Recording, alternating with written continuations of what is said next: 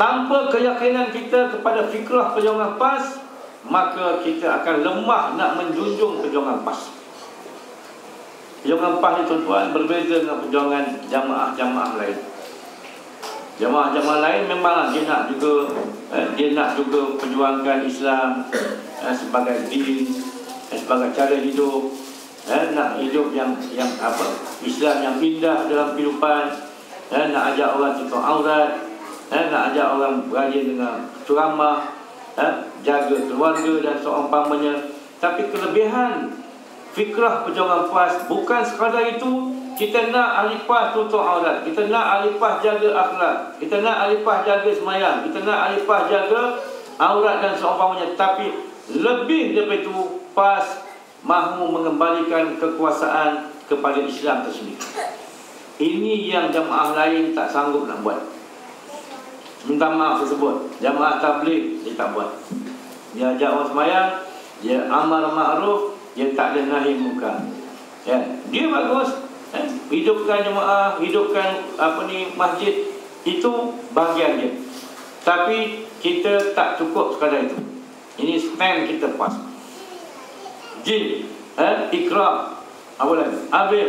Saya tahu dalam ni pun ada orang jin, ataupun orang ikram, ada orang abil dan sebagainya. Kita tak menafikan tugas mereka. Mereka buat tarbiyah, jaga anak-anak, buat motivasi, buat program-program baik.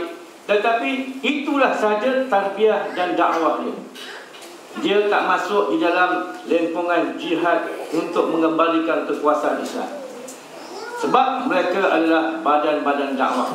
Itu bahagian mereka, itu sekadar medan mereka. Tetapi kita buat dakwah, ajak orang pada Islam. Kita buat tarbiyah, usrah, tamrin, ceramah, kuliah dan sebagainya. Dan kita berjihad. Medan kita ialah jihad, dan jihad yang paling besar yang kita buat adalah jihad siasat.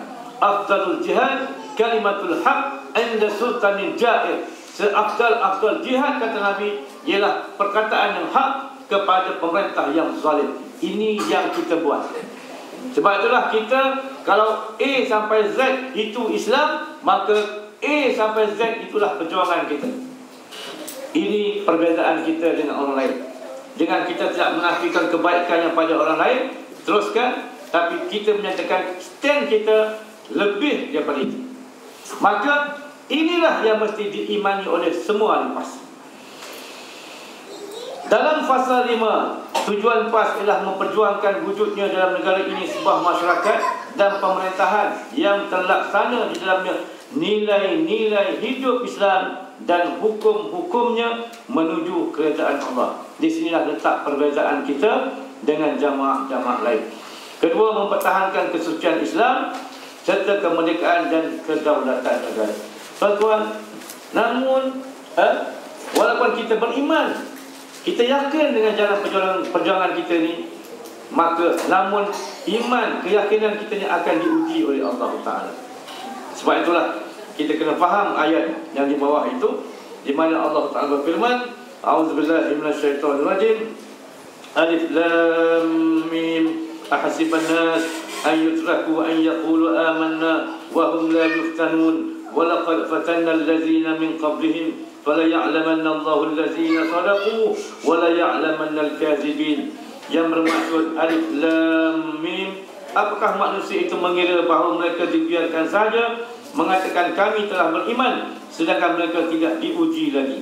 Maknanya iman, tuan-tuan, kena uji. Dan di antara ujian keimanan dalam perjuangan kita ialah kita kena terjun di dalam jihad berpilihan raya. Dan sesungguhnya kami telah menguji orang-orang yang sebelum mereka, maka sesungguhnya Allah mengetahui orang-orang yang benar-benar beriman, dan sesungguhnya Dia mengetahui orang yang berdusta. Bila kena uji, nampaklah orang yang istiqamah dan nampaklah mereka yang tersingkir daripada landasan perjuangan.